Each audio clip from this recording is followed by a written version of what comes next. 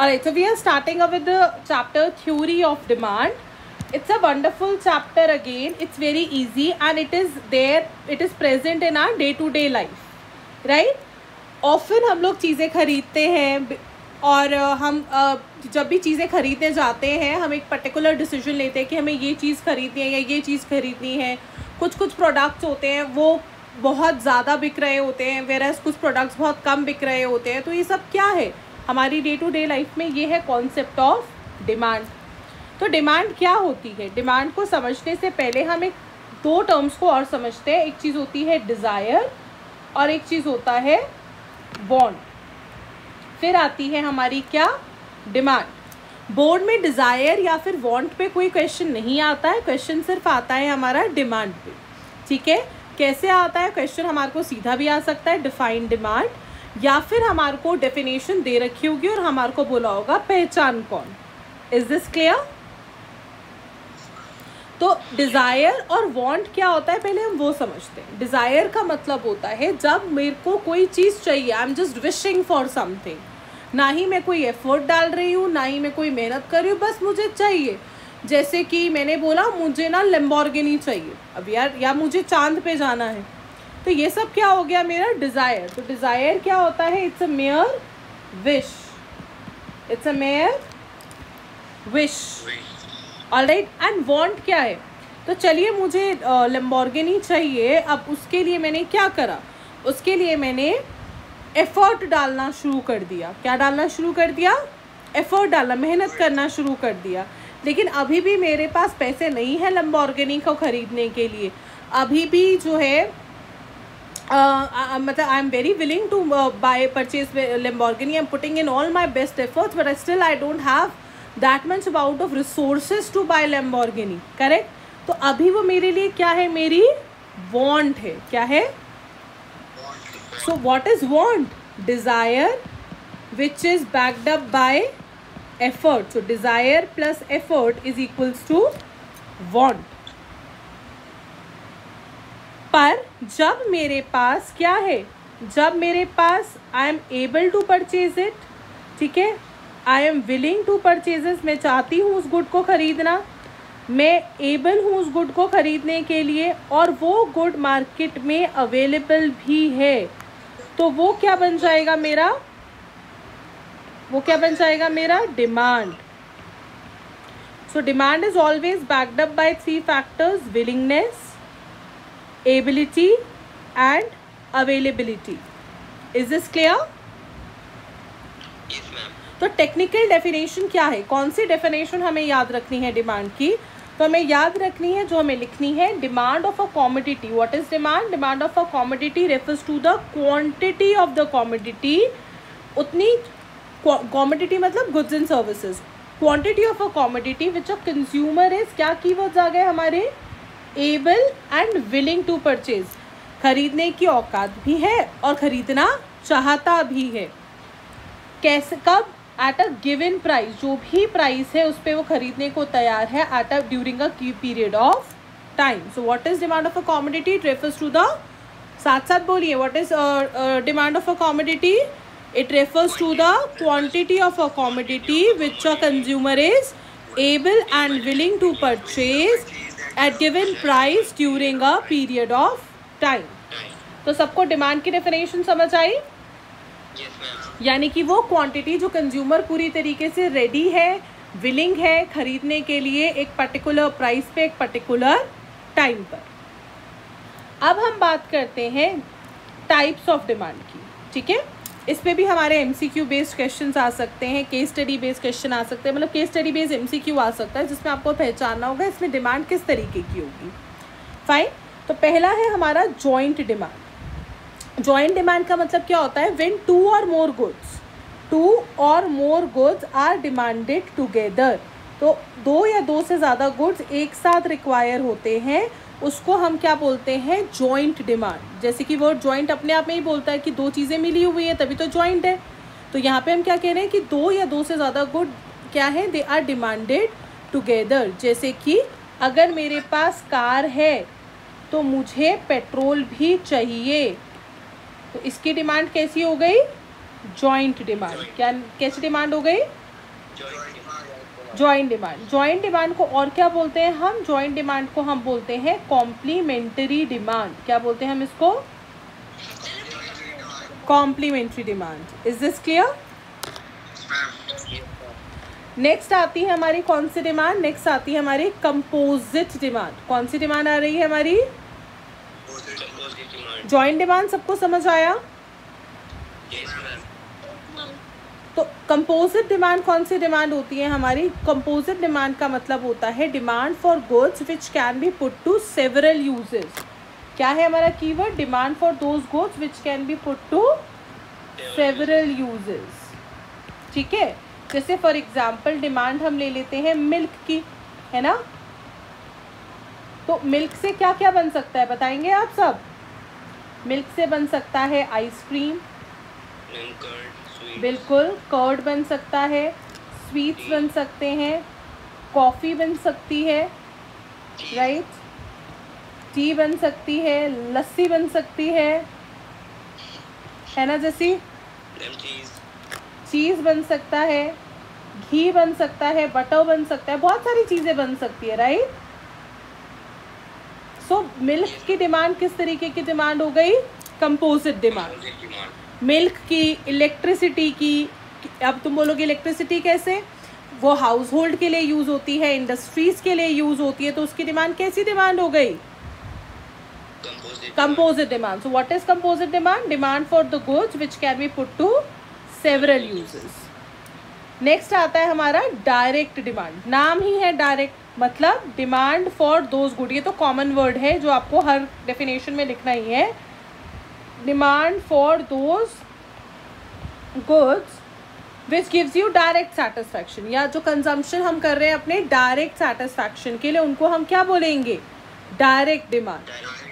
Alright, demand for such commodities which are directly demanded by the consumer for directly demanded. और directly demand हम हमेशा किसके लिए करते हैं? अपने सेटिस्फैक्शन के लिए। समझ रहे हो Adhiraj? Directly demanded for satisfaction, उसको हम क्या बोलेंगे? उसको हम बोलेंगे डायरेक्ट डिमांड। ठीक है, जैसे डिमांड फॉर ब्रेड हो गया, क्लोथ हो गया, फूड हो गया, जो हम अपने डायरेक्ट कंजम्पशन के लिए कर रहे हैं उसको बोलेंगे हम डायरेक्ट डिमांड। नेक्स्ट आता है हमारा डिराइव्ड डिमांड। तो डिराइव्ड का मतलब ही होता है किसी चीज़ से लेना।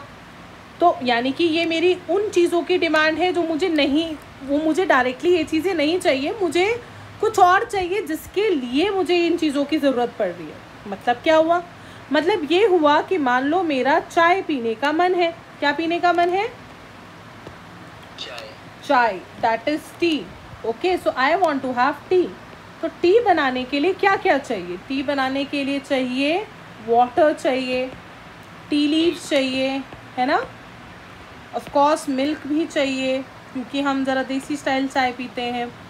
फिर जिंजर भी चाहिए, और इलायची के बिना तो मैं चाय पीती नहीं हूँ, तो कार्डमम भी चाहिए।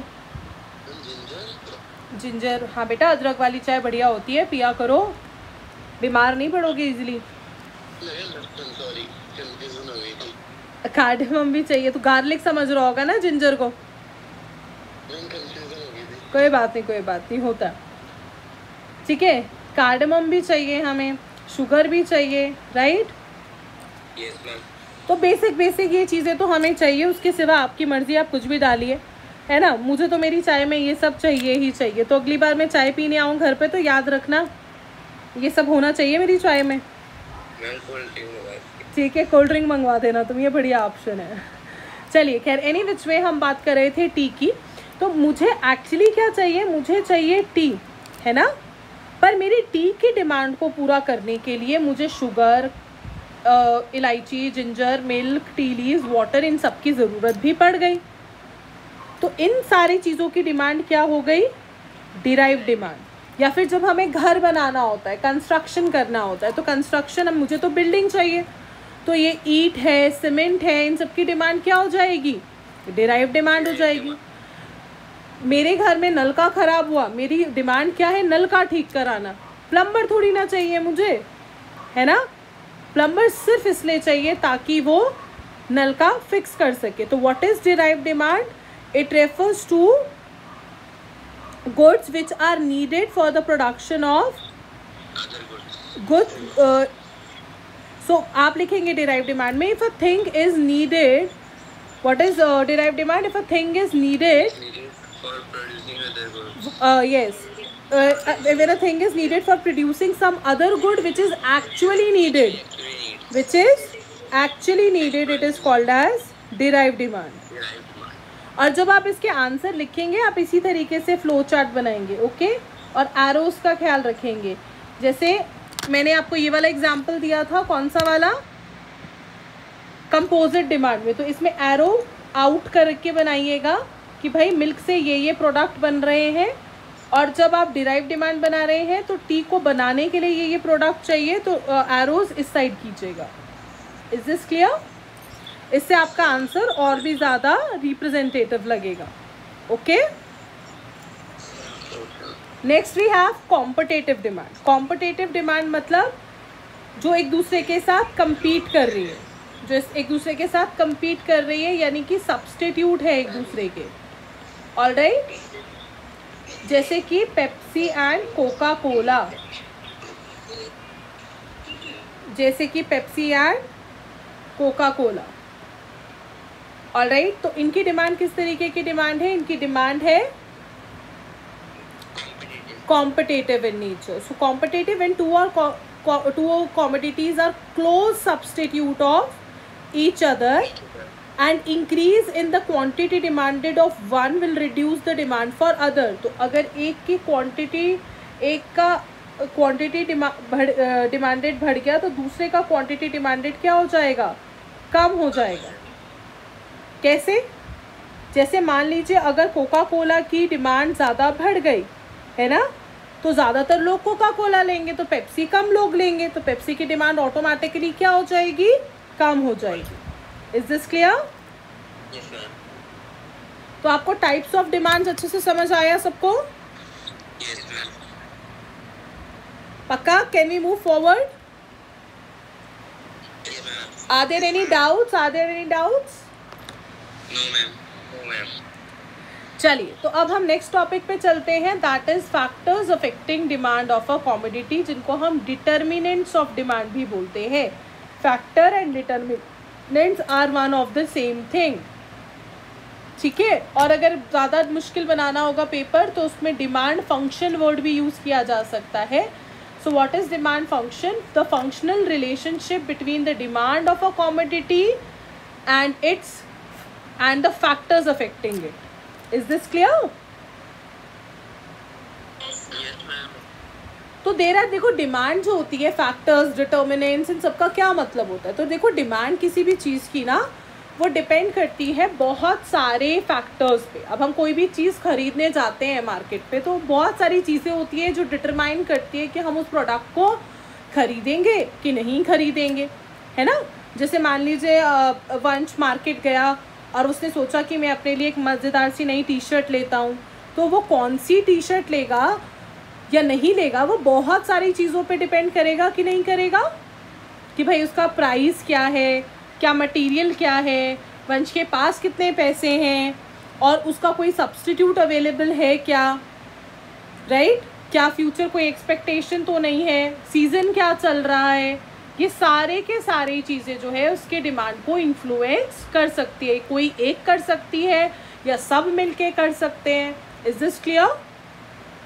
Yes, ma'am. तो फैक्टर्स और डिटर्मिनेंट्स का मतलब सबको क्लियर हुआ क्या होता है? Yes, ma'am. Yes, ma'am. तो पहला फैक्टर जो हमारी डिमांड को डिटरमाइन करता है, इन्फ्लुएंस करता है, और सबसे इम्पॉर्टेंट फैक्टर है, वो है हमारा क्या? Price of a commodity. क्या है? Price of a commodity. So it is the most important factor. सबसे पहली चीज़ क्या है? ये मोस्ट इम्पॉर्टेंट फैक्टर है जो कि price, demand of a commodity को इन्फ्लुएंस करता है। अगर हम ध्यान से समझें तो हम देखते हैं कि if the price of a commodity increases, if price increases तो डिमांड क्या हो जाती है? अगर किसी चीज़ का प्राइस बढ़ गया तो ऑटोमेटिक सी बात है डिमांड उस चीज़ की कम हो जाएगी, क्योंकि बहुत सारे लोग उसको खरीद नहीं पाएंगे। तो डिमांड क्या हो जाएगी? Demand decreases. तो पहला पॉइंट हम लिखेंगे जब इसका आंसर लिखेंगे कि price is the most important factor affecting the demand. Second point में हम लिखेंगे if the price of a commodity increases it demand decreases and vice versa. What is the meaning of vice versa? कि भाई अगर price increase हुआ तो demand decrease हुई, तो इसका मतलब ये है कि जब प्राइस डिक्रीज होगा तो डिमांड इंक्रीज हो जाएगी। इस तरीके की रिलेशनशिप को हम क्या बोलते हैं? Inverse relationship. क्या बोलते हैं? इनवर्स रिलेशनशिप क्या होता है? जब कोई एक चीज़ बढ़ रही है तो दूसरी चीज़ घट रही है, अगर कोई एक चीज़ घट रही है तो दूसरी चीज़ बढ़ रही है। तो इसको हम बोलते हैं इनवर्स रिलेशनशिप। समझ आया बेटा? Yes ma'am. तो क्योंकि जब प्राइस इंक्रीज होता है तो डिमांड डिक्रीज हो जाती है, तो हम क्या बोल सकते हैं? हम बोल सकते हैं कि there is an inverse relationship between price and demand. इतना समझ आया बच्चों?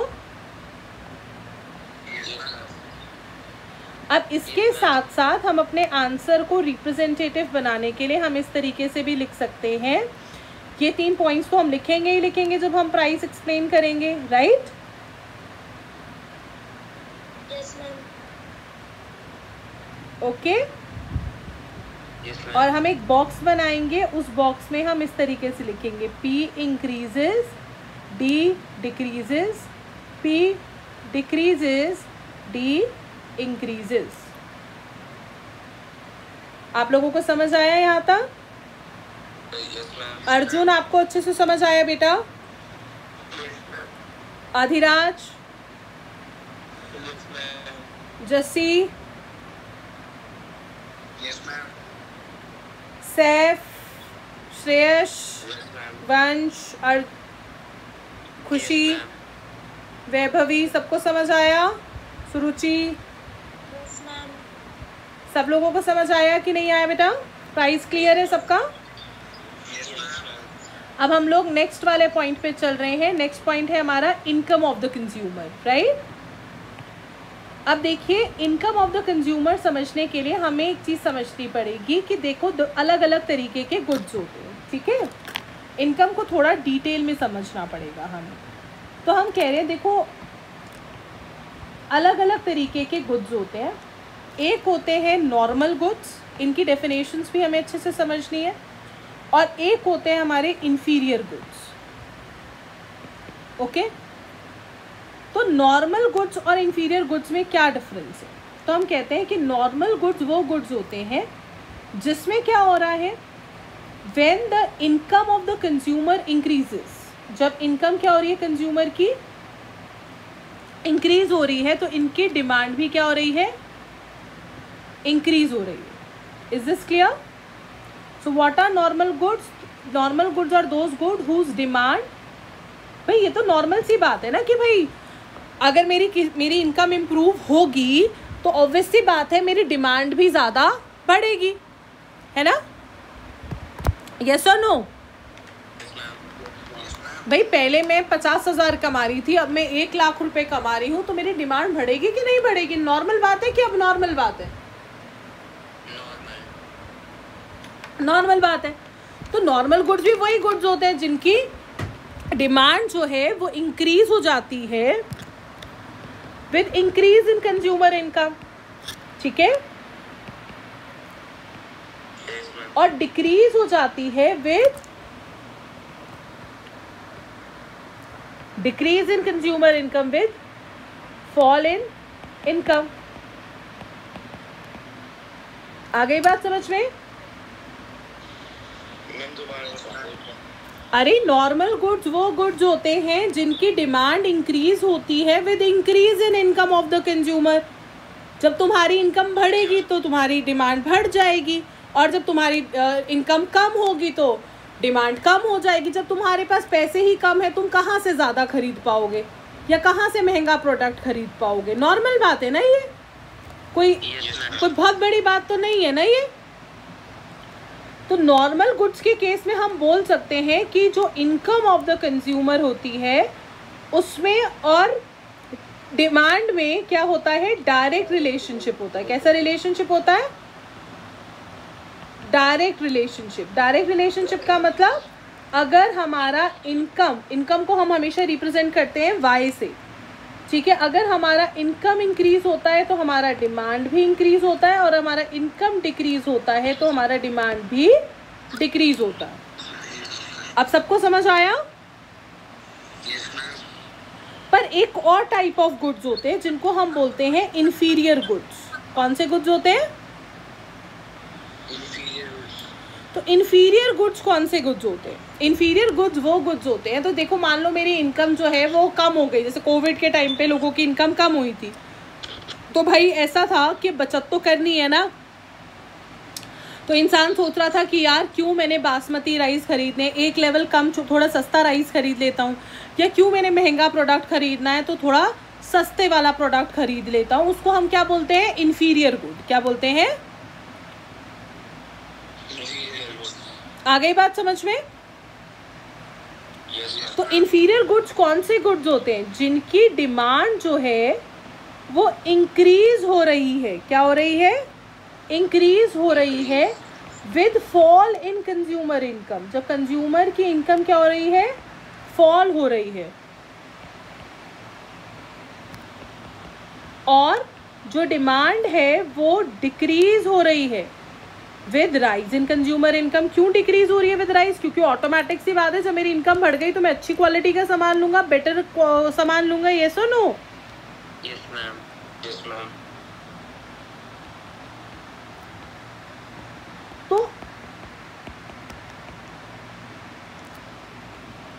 यानी इस केस में हम लोग क्या देख रहे हैं? इंफीरियर गुड्स के केस में हम क्या देख रहे हैं? डिमांड और इनकम में कैसी रिलेशनशिप है?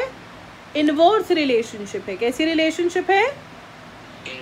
इनवर्स रिलेशनशिप है। तो हमारा क्वेश्चन आ गया कि एमसीक्यू में क्वेश्चन आ गया कि भाई what are the goods whose demand increases with increase in income and decreases with decrease in income called? तो answer will be normal goods। तो वो क्वेश्चन आ गया कि there is a good X, एक गुड दे दिया जिसका नाम है एक्स, हमें नहीं बताया कौन सा गुड है, और हमें बोला कि इसकी जो डिमांड है वो इंक्रीज होती है with fall in consumer income, और राइज फॉल होती है with rise in consumer income. पहचानो ये गुड कौन सा है। तो हमारा आंसर क्या होगा? ये किस तरीके का गुड है? इंफीरियर गुड है। आ गई बात समझ में? तो जब हम इनकम ऑफ द कंज्यूमर वाला पॉइंट एक्सप्लेन करेंगे लॉन्ग आंसर में, हम जब फैक्टर्स लिखेंगे तो हमें पूरा का पूरा एक्सप्लेन करना है। ओके, क्या करना है? हमें पूरा एक्सप्लेन करना है। कैसे एक्सप्लेन करेंगे? सबसे पहले हम लिखेंगे that income of consumer is also an important determinant affecting the demand of the consumer. Income affects the demand in the following cases. Number one, in case of normal goods, demand increases with rise in the income and falls with fall in the income. We can say in the case of normal goods, there is a direct relationship between income and demand, and then you will make this box. Y increases, D increases, Y decreases, D decreases. However, in the case of inferior good, demand increases with fall in income and it decreases with rise in income. In case of inferior goods like jawar, bajra, etc., the demand there is an inverse relationship between income and demand. Is this clear? Yes ma'am. Yes ma'am. आ गई बात समझ में कि नहीं आई? Yes ma'am. तो अगर मैं इनका डिमांड कर्व भी देखूं तो मैं क्या देख रही हूँ यहाँ पे? क्या रिलेशनशिप देख रही हूँ कि अगर ये मेरा नॉर्मल गुड है, क्या है? Normal good. नॉर्मल गुड है, तो जैसे जैसे मेरे कंज्यूमर की इनकम बढ़ रही है, उसकी डिमांड पहले इतनी थी, फिर इतनी हो गई, फिर और बढ़ गई, तो डिमांड भी क्या हो रही है? इंक्रीज हो रही है। Is this clear? कैसी रिलेशनशिप आई है यहाँ पर? डायरेक्ट रिलेशनशिप है। क्लियर है? But in the case of inferior good हम लोग क्या देख रहे हैं? हम देख रहे हैं इनकम राइज हो रही है, ठीक है, इनकम जो है वो राइज हो रही है, तो मेरी डिमांड क्या हो रही है, फॉल हो रही है, क्योंकि भाई मैं नहीं खरीदना चाहती उस कॉमोडिटी को, मैं बेटर कॉमोडिटी खरीदना चाहूंगी, राइट? आ गई बात समझ में? Yes, ma'am.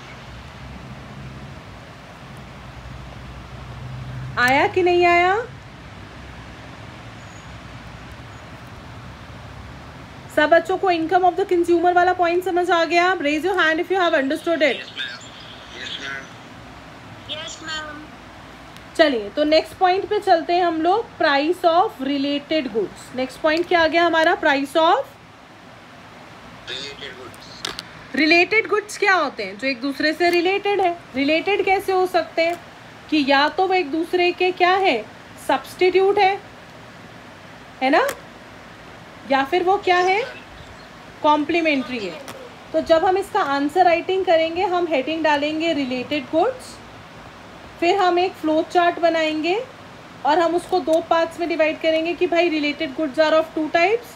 One is substitute, the other one is complementary good, right? अब हम एक्सप्लेनेशन करते हैं. हम कहते हैं जो सब्स्टिट्यूट गुड्स होते हैं, ठीक है, उस केस में डिमांड का क्या रिलेशनशिप है. अब सब्स्टिट्यूट गुड्स कैसे हो गए, जैसे कि Pepsi and Coca Cola which can be used in place of one another. Is this clear till here? Yes, ma'am. कि भाई हम लोग गए शॉप पे गए कोका कोला लेने के लिए, कोका कोला नहीं थी तो हमने कहा पेप्सी दे दो. चाय पीने का मन कर रहा था, चाय नहीं थी तो हमने कहा कॉफ़ी दे दो. ये सब क्या हो गए, एक दूसरे के कॉम्प्लीमेंट्री गुड्स हो गए. इतना समझ आया? सब्स्टिट्यूट गुड्स हो गए, सॉरी. समझ आया सबको? Yes, ma'am. Goods which can be used in place of one another. Again इस पे MCQ बेस्ड क्वेश्चन आ सकता है कि भाई there is a good X, right, which can be used in place of good Y. What is the relationship between these two goods? So these are what kind of goods? These are substitute goods. Is this clear?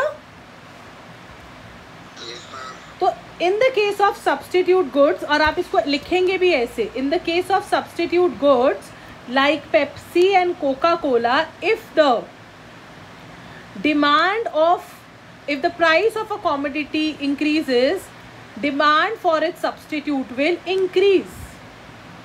ठीक है, जैसे कि मान लीजिए Pepsi का price increase हो गया, ठीक है, पेप्सी का प्राइस क्या हो गया है, इंक्रीज हो गया है. मैं आपको अभी यहाँ पर इसलिए नहीं लिखवा रही हूँ because I have send you the notes में आंसर ऑलरेडी लिखे हैं. Okay, so in case Pepsi का प्राइस इंक्रीज हो जाता है तो कोका कोला की डिमांड क्या हो जाएगी, इंक्रीज हो जाएगी. कोका कोला की डिमांड क्या हो जाएगी, इंक्रीज हो जाएगी. क्यों हो जाएगी? अरे भाई पेप्सी महंगी हो गई तो मैं एज अ रैशनल कंज्यूमर मैं क्या करूँगी, भाई मुझे नहीं फ़र्क पड़ता कि पेप्सी है या कोका कोला है, काले रंग की ड्रिंक है ना, कार्बोनेटेड वाटर है तो ठीक है, कोई बात नहीं, मुझे नहीं फ़र्क पड़ता टेस्ट वेस्ट से. तो मैं क्या करूँगी, भाई पेप्सी तो महंगी हो गई तो कोका कोला का प्राइस वही रहा, फिक्स्ड ही रहा, उसमें कोई चेंजेस नहीं आए, तो मैं कौन से खरीदूंगी, कोका कोला खरीदूंगी. Is this clear? On the other hand अगर पेप्सी सस्ती हो गई और कोका कोला ने अभी भी अपना प्राइस वही रखा, तो मान लेते पहले पेप्सी का प्राइस इंक्रीज हो गया, कितना हो गया पेप्सी का प्राइस हो गया 65 और कोका कोला है 60 की, तो मैं कोका कोला खरीदूंगी. अब कोका कोला ने अभी भी अपना प्राइस चेंज नहीं करा, उसने कहा मैं तो 60 में ही बेचता हूँ. पेप्सी ने अपना प्राइस 55 कर लिया, अब मैं क्या खरीदूंगी, पेप्सी ज़्यादा खरीदूंगी. तो अगर इसका प्राइस डिक्रीज होगा तो कोका कोला की डिमांड क्या हो जाएगी, डिक्रीज हो जाएगी. Is this clear? Yes, ma'am. Yes, ma'am. समझ आया आपको कि नहीं आया? Ma'am, आ गया. तो सबसे फिर से रिपीट करते हैं. What are substitute goods? तो goods which can be used in place of one another. And what kind of relationship between do these goods have? There is a direct relationship. There is a direct relationship between the price and demand of substitute. There is a direct relationship between the price of a substitute and demand for the given goods. Price of a substitute and the demand for given good. Is this clear? Yes, ma'am. So if the price of substitute Pepsi increases, then what will happen? The demand for Coca-Cola will increase. Increases. All right, is this clear till here? Yes, ma'am. Yes, ma'am. Now then there are another set of goods which are known as complementary goods. कौन से goods आ गए? Complementary goods. Complementary goods वही goods जिसमें हमने joint demand में पढ़ा था, है ना? Substitute goods are competitive goods and complementary goods are joint demand वाले goods. So goods which are used together in order to satisfy a particular want, like car and petrol. Is this clear? Yes, ma'am. तो इसमें क्या है कि अगर petrol का price increase होगा, हमें पता है कि पेट्रोल बहुत महंगा हो गया, तो कार की डिमांड ऑटोमेटिकली क्या हो जाएगी? फॉल हो जाएगी, क्योंकि अब ज़्यादातर लोग सोचेंगे कि यार पेट्रोल इतना महंगा है, रहने दो ना, इलेक्ट्रिक व्हीकल खरीदेंगे, पेट्रोल वाली कार क्यों खरीदनी, पेट्रोल तो बहुत महंगा हो गया. करेक्ट है कि नहीं है? So in the case of complementary goods there is what kind of relationship? There is an inverse relationship between the price of a good and demand for its complementary. Is this clear? Price of a complementary good and demand for the given good. Price of complementary and demand for given good. कैसी relationship है? Inverse. और inverse मतलब क्या हुआ? एक increase होगा तो दूसरा डिक्रीज हो जाएगा, एक का प्राइस इंक्रीज होगा तो दूसरे का डिमांड डिक्रीज हो जाएगा. Is this clear? Yes, ma'am. Yes, ma'am. यहाँ तक सबको समझ आया? Yes, ma'am. So a question, मान लीजिए क्वेश्चन आया, ठीक है? सो इसका आंसर बताने की कोशिश कीजिए मुझे. Suppose the price of X rises, okay, there is a commodity X whose price rises, which leads to fall in demand of the given good of Y. If the price of X rises and it leads to fall in demand of Y, what is the relationship between these two goods? Inverse. Inverse. And what type of goods they are? They are Composite. complementary good. Who said composite? Composite goods are those goods, sir, who can be put to various uses. Substitute goods are those goods which can be used in place of one another. तो common sense लगाओ ना भाई, थोड़ी सी common sense जिंदा रखो. Substitute मतलब क्या हुआ? जो एक दूसरे की जगह यूज़ करेंगे. तो भाई जब मैं कोई सामान खरीदने जाऊंगी, मुझे पता है कि कोका कोला सस्ती पड़ रही है और पेप्सी महंगी, तो मैं कोका कोला खरीदूंगी. तो एक का प्राइस बढ़ेगा तो दूसरे की डिमांड ऑटोमेटिकली बढ़ जाएगी, क्योंकि एक कंज्यूमर सस्ते गुड को खरीदना ज़्यादा प्रेफर करेगा. और कॉम्प्लीमेंट्री मतलब दोनों एक साथ ही चाहिए. तो मुझे पता है मुझे गाड़ी खरीदनी है और पेट्रोल जो है वो बहुत ज़्यादा महंगा हो रहा है, तो मैं बोलूँगी यार पेट्रोल वाली कार नहीं खरीदूंगी, मैं कोई और कार खरीदूंगी, चाहे इलेक्ट्रिक व्हीकल खरीदूँ या CNG वाली खरीदूंगी. पेट्रोल वाली कार क्यों खरीदूँ जब पेट्रोल इतना महंगा हो रहा है, मेरा मेंटेनेंस चार्ज बहुत ज़्यादा हो जाएगा. तो कॉम्प्लीमेंट्री के केस में कॉमन सेंस लगाओ कि अगर एक का प्राइस, अगर कॉम्प्लीमेंट्री गुड का प्राइस इंक्रीज होगा तो मेरी गिवन गुड की डिमांड ऑटोमेटिकली गिर जाएगी. समझ आया कि नहीं आया? Yes, ma'am. Yes, ma'am. तो क्लैरिटी रखो अपने कॉन्सेप्ट्स में बच्चों, कि कौन से गुड को क्या कहते हैं, उस केस में डिमांड और प्राइस कैसे रिफ्लेक्ट होगा. आपको ये चैप्टर कोई कॉमन मैन की तरह नहीं, एक इकोनॉमिस्ट की तरह समझना है. Is this clear? और उसको अप्लाई करके देखो, समझो, एक एग्जाम्पल के साथ समझो दिमाग में कि अगर ये गुड होगा तो इसका कैसे इफेक्ट होगा, ये गुड होगा तो कैसे इफेक्ट होगा मेरे डिमांड पे. तो आपको कुछ रटने की ज़रूरत नहीं है. इतना समझ आया? Yes, ma'am. Next is future expectation. What is future expectation?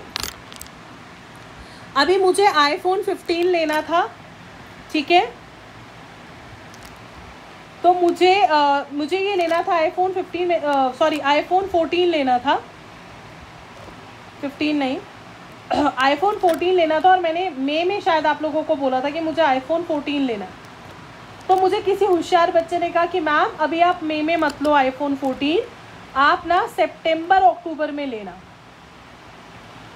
क्यों लेना आप सितंबर अक्टूबर में? क्योंकि तब तक नया आईफोन रिलीज़ हो जाएगा और इसका प्राइस क्या हो जाएगा, फॉल हो जाएगा। तो मैंने क्या करा, मई में आईफोन नहीं लिया। तो कहने का मतलब क्या है? कहने का मतलब ये है कि अगर एक कंज्यूमर एक्सपेक्ट कर रहा है कि price of a commodity will fall in future, उसे यकीन है कि आने वाले टाइम में इसका प्राइस क्या हो जाएगा, फॉल होगा, गिर जाएगा, तो उसकी डिमांड क्या होगी, then his demand in present में उसकी डिमांड क्या हो जाएगी, क्या हो गया था मेरी डिमांड को, विल ऑल्सो फॉल। समझ आया? इफ़ आई एम एक्सपेक्टिंग कि भाई फ्यूचर में ये सस्ता मिलेगा तो मैं अभी क्यों खरीदूंगी, यानी कि मेरी प्रेजेंट में डिमांड भी क्या हो जाएगी, डिक्रीज हो जाएगी। ऑन द अदर हैंड, अगर मुझे लग रहा है, क्या लग रहा है कि भाई इस गुड की डिमांड जो है वो क्या हो जाएगी, फ्यूचर में इस गुड का जो प्राइस है वो फ्यूचर में इंक्रीज हो जाएगा, तो मेरी डिमांड जो है वो प्रेजेंट में क्या हो जाएगी, इंक्रीज हो जाएगी। भाई मुझे पता है कि अगले हफ्ते से मान लो प्याज बहुत महंगे होने वाले, तो मैं कोशिश करूँगी कि मैक्सिमम मतलब 5 किलो 6 किलो 8-10 किलो लेके मैं इसी हफ्ते रख लूँ। सही बात है कि नहीं है? आया यहाँ तक समझ में? Yes, ma'am. इसके बाद और क्या फैक्टर्स होते हैं हमारे? इसके बाद हमारा फैक्टर आ जाएगा, अच्छा अब टेस्ट एंड प्रेफरेंस। क्या आ जाएगा? Taste and preference. तो भाई जिसको मैगी खानी है ना, उसको मैगी ही खानी है, चाहे कितने प्राइस पर भी हो जाए। तो अब कॉमन सेंस वाली बात है, इस पर हम क्या बोलेंगे, इस पर हम एक सिंपल सी बात बोलेंगे कि demand for those commodities will be higher which are liked by the consumer, जो कंज्यूमर को पसंद है, which are in accordance to the taste and preferences of the consumer, उनकी डिमांड हमेशा ज़्यादा होगी। On the other hand, demand for those goods which are not liked by the consumer, उसकी demand क्या हो जाएगी, कम हो जाएगी। Is this clear? Yes, ma'am. Yes, ma'am. ये जितने भी फैक्टर्स मैंने अभी तक आपको बताए, ये सारे के सारे फैक्टर्स थे जो कि कंज्यूमर की इंडिविजुअल डिमांड को इफेक्ट करते हैं। किसको इफेक्ट करते हैं? Individual demand. इंडिविजुअल डिमांड क्या होती है? Individual demand of a commodity refers to the क्या, demand by an individual. Individual में क्या आएगा? Individual household, individual firm. Is this clear? Yes, ma'am. जब कोई इंडिविजुअल कंज्यूमर डिमांड कर रहा है तो उसको हम बोलते हैं क्या? Individual demand. Is this clear? Yes, ma'am. Yes, ma'am. अभी हम इसको आगे और अच्छे से समझेंगे जब हम शेड्यूल और कर्व समझेंगे, ठीक है? अब एक चीज़ होती है इंडिविजुअल के बाद मार्केट डिमांड। तो market demand is the sum total of all individual demands. तो खाली अगर मेरी डिमांड है या खाली मेरे इंस्टीट्यूट की डिमांड है तो वो इंडिविजुअल डिमांड में काउंट होगी, लेकिन मेरी, तुम्हारी, हम सबकी डिमांड है किसी चीज़ की, तो उन सबको प्लस कर देंगे तो उसको क्या बनाएंगे हम? Market demand. क्या बोलेंगे उसको हम? Market demand. आ गई बात समझ में? Yes, ma'am. कितने बच्चों को समझ आ रहा है यहाँ तक?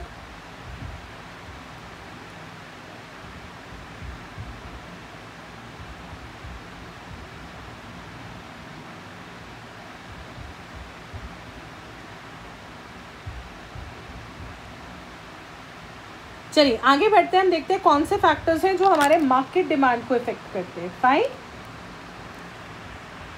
अब देखिए अगर क्वेश्चन डायरेक्टली आया कि फैक्टर्स अफेक्टिंग डिमांड तो आप कोई भी 5 लिख सकते हैं, कोई फ़र्क नहीं पड़ेगा. लेकिन अगर क्वेश्चन ने आपसे पूछा, पर्टिकुलरली पूछा, ठीक है, उसे आपसे पर्टिकुलरली पूछा कि भाई इंडिविजुअल डिमांड के फैक्टर्स बताओ, तो आप क्या क्या बताएंगे? इंडिविजुअल डिमांड के फैक्टर्स क्या है? क्या है मेरी इंडिविजुअल डिमांड को इफेक्ट करेगा?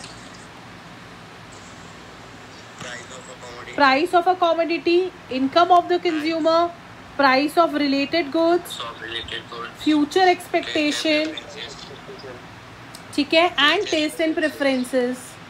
Is this clear?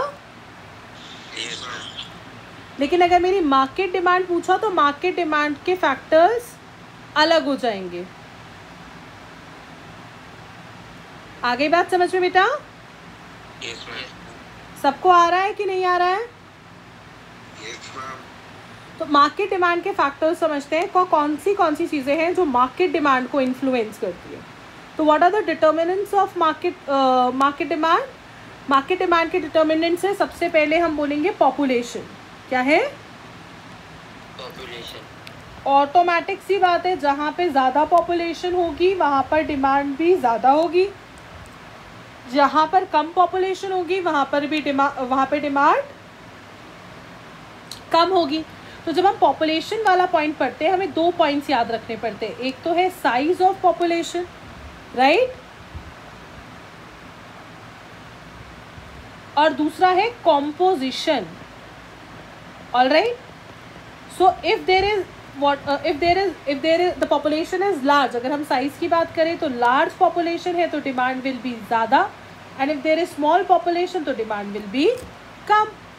On the other hand अगर हम कॉम्पोजिशन की बात करें तो अगर उसमें यंग लोग रहते हैं, बच्चे ज़्यादा हैं पॉपुलेशन में, तो टॉयज़ की डिमांड ज़्यादा होगी, है ना. अगर बूढ़े लोग रहते हैं तो जो बूढ़े लोगों के लिए प्रोडक्ट्स चाहिए होते हैं उनकी डिमांड ज़्यादा होगी. तो जैसे इंडिया है, इंडिया में आप लोग देखेंगे कि बहुत ज़्यादा फंकी गुड्स और ब्लिंकी चीज़ें, इन चीज़ों के ये चीज़ें ज़्यादा मार्केट में अवेलेबल हुए. क्यों है ये ज़्यादा मार्केट में अवेलेबल? क्योंकि यूथ है, यंग पॉपुलेशन है हमारी. जबकि अगर हम जापान में जाके देखेंगे तो जापान में जो ओल्ड एज होम्स हो गए या फिर ओल्ड पीपल के लिए प्रोडक्ट्स होते हैं उनकी डिमांड ज़्यादा है. क्यों ज़्यादा है? क्योंकि जापान की ज़्यादातर पॉपुलेशन जो है वो ओल्ड है. Is this clear? नेक्स्ट आता है मार्केट डिमांड डिपेंड करती है सीजन और वेदर में भी. किस पे डिपेंड करती है? Season and weather. ठीक है. कैसे? जैसे अभी आप लोग जाएंगे, आजकल मॉनसून सीज़न चल रहा है हमारे उत्तराखंड में, तो हम लोग देखते हैं कि छातों की, रेन कोट की, इन सब चीज़ों के ज़्यादातर दुकानों पे आपको छाते और रेन कोट मिल जाएंगे. करेक्ट? क्यों मिल जाएंगे? क्योंकि आजकल रेनी सीज़न चल रहा है. ऑलराइट.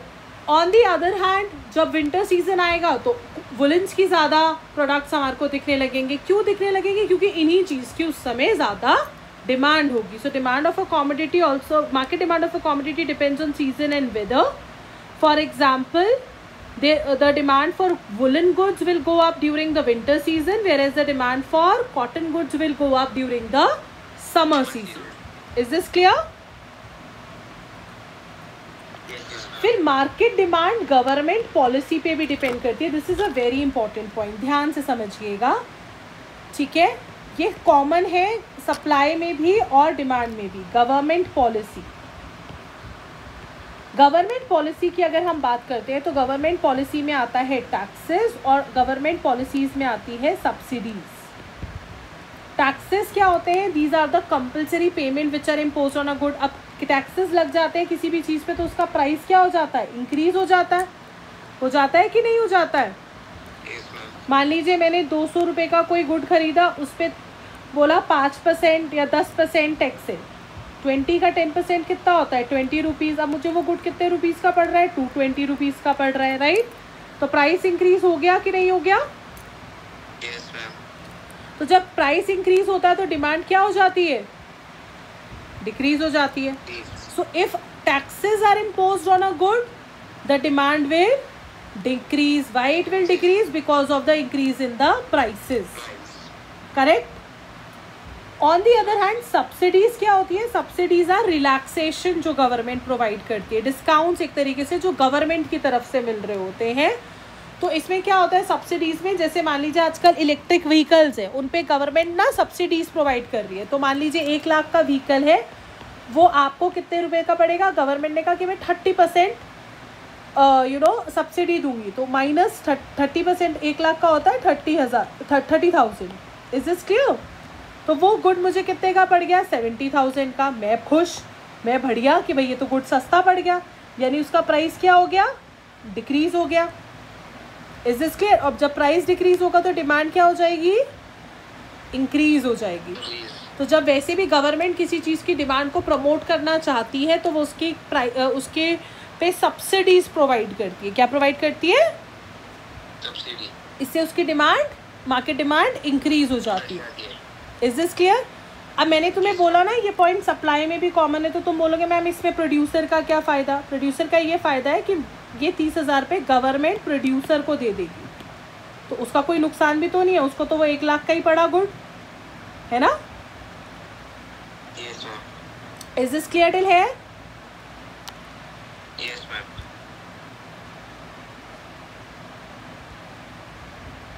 नेक्स्ट हम बोल सकते हैं distribution of income. Market demand के केस में हम एक और पॉइंट क्या रखेंगे याद, that is distribution of income. What is distribution of income?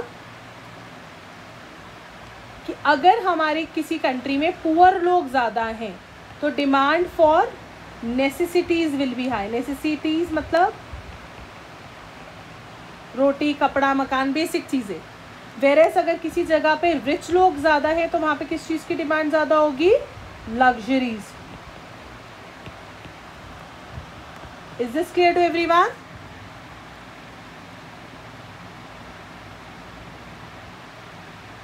समझ आया सबको? सो हम डिस्ट्रीब्यूशन ऑफ इनकम कैसे लिखेंगे? हम लिखेंगे कि distribution of income is also an important factor affecting the market demand. If in a country there are more poor people, then the demand for necessities will be high. On the other hand, if there are if there are more rich people, then the demand for luxury goods will be high. Is this clear till here? Yes, ma'am. सबको समझ आया यहाँ तक? Yes, ma'am. अब आगे हम लोग next topic कर रहे हैं, उससे पहले हम फटाफट से समझ लेंगे इंडिविजुअल डिमांड, मार्केट डिमांड। तो हम जानते हैं इंडिविजुअल डिमांड का मतलब क्या होता है? Demand of an individual consumer. Demand of an individual consumer. अब इंडिविजुअल कंज्यूमर में हाउस होल्ड भी आ सकता है, फर्म भी आ सकता है, राइट? और what is market demand? Aggregate of individual demand, या फिर हम बोल सकते हैं sum total of individual demand. Is this clear? Yes, ma'am. Next topic है हमारा law of demand.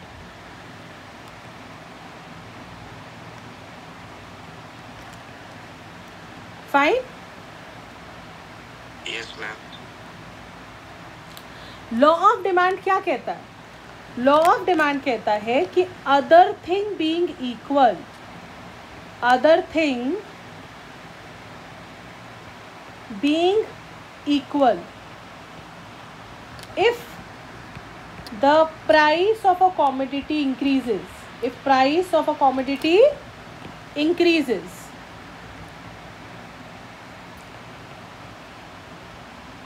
its demand will fall.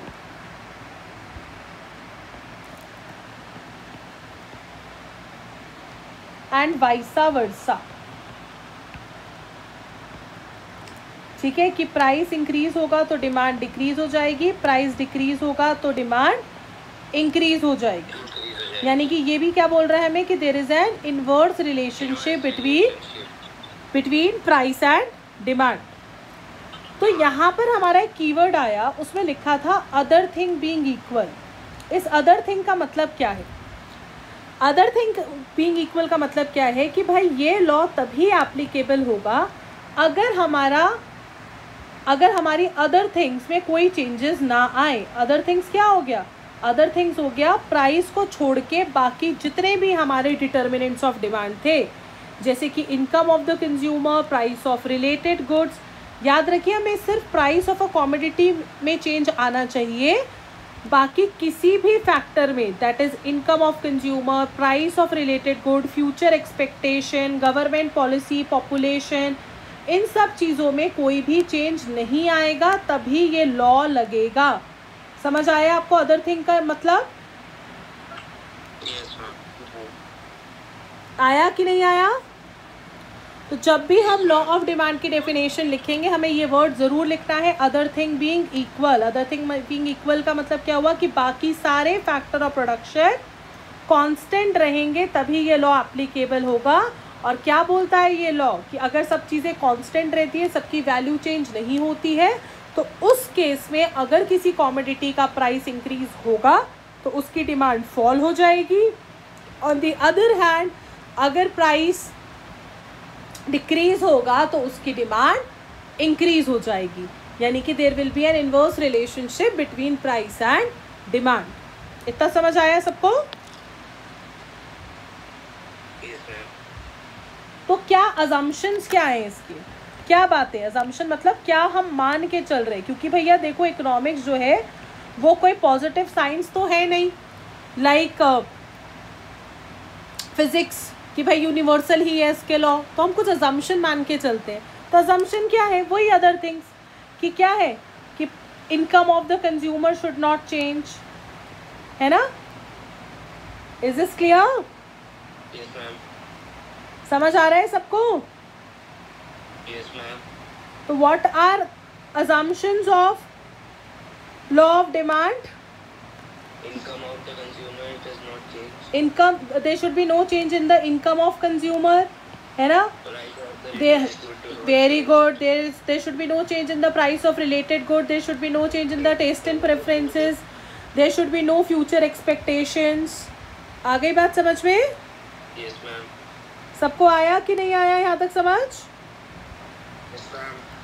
सो हम कह रहे हैं नो चेंज, कोई चेंज नहीं होना चाहिए। किस किस में नो चेंज होना चाहिए? Income of consumer, taste and preferences, यानी जितने भी हमारे अदर फैक्टर्स थे, कॉमन सेंस वाली बात Yes, ma'am. है ना? Price of related good,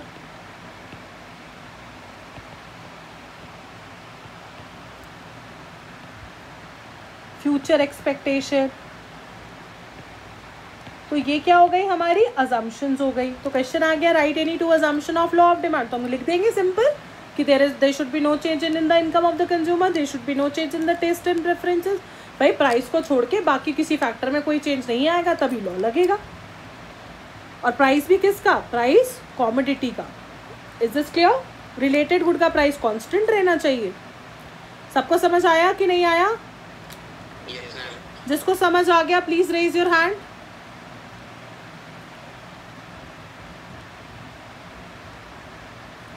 Very good. So let's move to the next topic, that is exception. Exception का मतलब क्या होता है कि कहाँ पर लॉ ऑफ डिमांड, किस किस कॉमोडिटी में लॉ ऑफ डिमांड नहीं लगेगा। ठीक है, कहाँ कहाँ पर लॉ ऑफ डिमांड नहीं लगेगा। ओके, तो पहला केस है गिफन गुड्स। कौन से goods? Different goods. Giffen goods. तो गिफन गुड्स क्या है? तो देयर वाज एक इकोनॉमिस्ट थे जिनका नाम था सर रॉबर्ट गिफन। क्या नाम था उनका? Sir Robert Giffen. तो वो एक ब्रिटिश इकोनॉमिस्ट थे। तो हम ये बात जानते हैं, हम सब ये बात जानते हैं कि जो इन्फीरियर गुड्स होते हैं, जब उनकी जो डिमांड होती है वो फॉल होनी चाहिए। अगर उनका प्राइस इंक्रीज हो रहा है तो उनकी डिमांड जो है वो फॉल होनी चाहिए टेक्निकली, है ना? तो सर रॉबर्ट गिफन ने एक चीज़ ऑब्जर्व करी ब्रिटेन में कि जो हमारे मतलब उन्होंने देखा कि ना राइस का प्राइस इंक्रीज हो गया। राइस जो था वहाँ पे उस समय इन्फीरियर गुड था, क्योंकि लोग मीट खाना पसंद करते। ब्रेड का प्राइस जो है वो इंक्रीज़ हो गया, और लोग अभी भी ब्रेड को ही ज़्यादा खरीद रहे हैं। ऐसा क्यों कर रहे हैं वो? फिर उन्होंने ऑब्जर्व करा क्योंकि मीट तो और भी ज़्यादा महंगा हो गया, तो लोगों के बस की बात नहीं थी मीट को ख़रीदना, तो उसकी डिमांड को फुलफ़िल करने के लिए वो ब्रेड को और ज़्यादा खरीद रहे हैं, क्योंकि कंपैरेटिवली वो सस्ता पड़ रहा है मीट से। Is this clear? तो उन्होंने क्या कहा कि कुछ गिफन गुड्स होते हैं जहाँ पे लॉ ऑफ डिमांड नहीं लगता। तो गिफन गुड्स क्या होते हैं? These are those inferior good. इसकी डेफिनेशन आ जाती है तो सबको याद रखनी है। These are those inferior goods whose demand increases with increase in price. तो आपके पास एक क्वेश्चन मैं देती हूँ कि क्या डिफरेंस है इन्फीरियर गुड में और गिफन गुड में। तो डिफरेंस ये है कि जो गिफन गुड्स, इन्फीरियर गुड्स होते हैं, उनकी डिमांड इंक्रीज होती है विथ फॉल इन इनकम।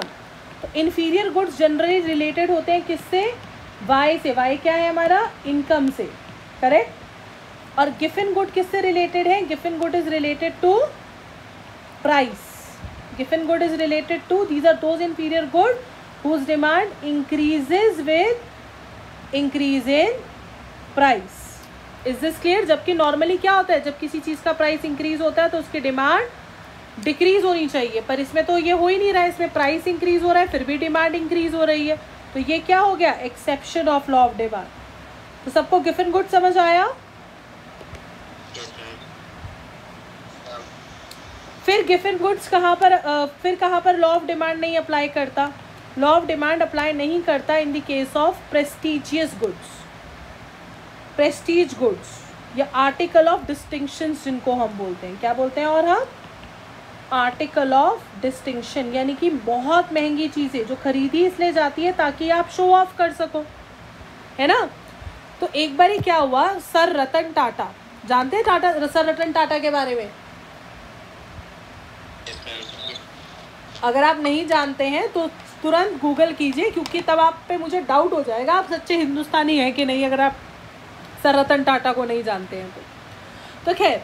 तो सर रतन टाटा ने एक बार ही देखा, वो अपनी कार से जा रहे थे तो उन्होंने देखा कि रास्ते में एक स्कूटर में 4 लोग जा रहे हैं। एक family of 4 was travelling on a scooter. तो उन्हें बड़ा बुरा लगा। उन्होंने फिर डिसाइड किया कि यार मेरा एक कार बनाता हूँ विच विल बी अफोर्डेबल, और जिसमें ना ज़्यादा से ज़्यादा लोग ट्रैवल कर पाएंगे, मतलब family of 4 could easily travel. कैसा आइडिया था उनका? अच्छा आइडिया था ना, अच्छी सोच थी। तो उन्होंने एक कार बनाई जो उन्होंने 1 लाख रुपए में ही रेडी करी, और उस कार का नाम था नैनो, टाटा नैनो, ठीक है। लेकिन फिर क्या हुआ, ये जो कार थी सबने सोचा कि भाई ये तो बहुत अच्छा आइडिया है, राइट। लेकिन ये जो कार थी, ये इसकी डिमांड जो है वो धीरे धीरे क्या होने लगी, धीरे धीरे क्या मतलब डिमांड जितना वो एक्सपेक्ट कर रहे थे उतनी बढ़ी ही नहीं कभी। और अल्टीमेटली क्या हुआ, उनको ये वाला प्लांट जो था अपना टाटा नैनो का वो बंद ही करना पड़ा, ठीक है। फिर थोड़े टाइम बाद हम देखते हैं टाटा ग्रुप ने जैगुआर कंपनी को जो है वो ख़रीद लिया, और उसकी डिमांड तगड़ी बढ़ रही है। तो क्या हुआ था कि नैनो इतनी सस्ती कार होने के बावजूद भी नहीं बिकी, क्योंकि इंडिया में car is a status symbol. What is it?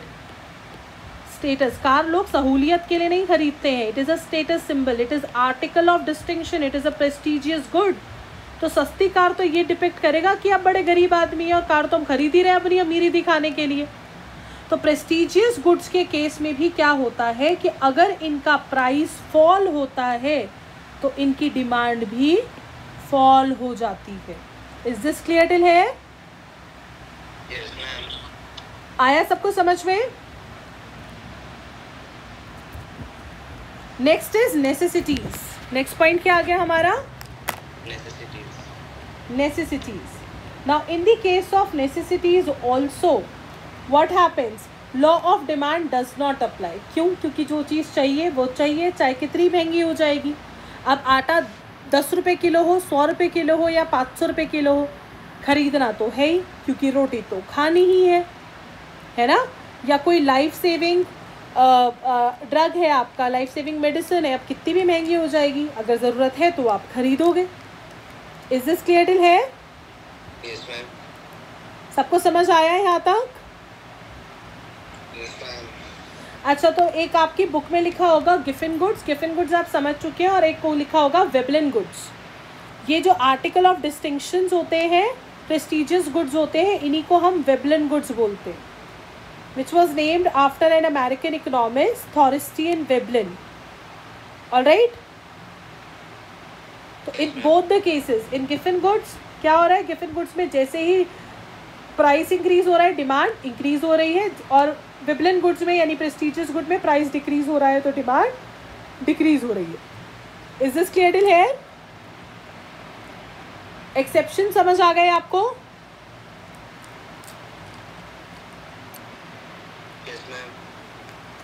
तो सबसे पहले हम लोग डिमांड शेड्यूल समझते हैं, डिमांड कर्व समझते हैं, उसके बाद हम शेप ऑफ डिमांड कर्व समझेंगे। एक चीज़ होती है डिमांड शेड्यूल, इसको हम क्या बोल सकते हैं? टैबुलर रिप्रेजेंटेशन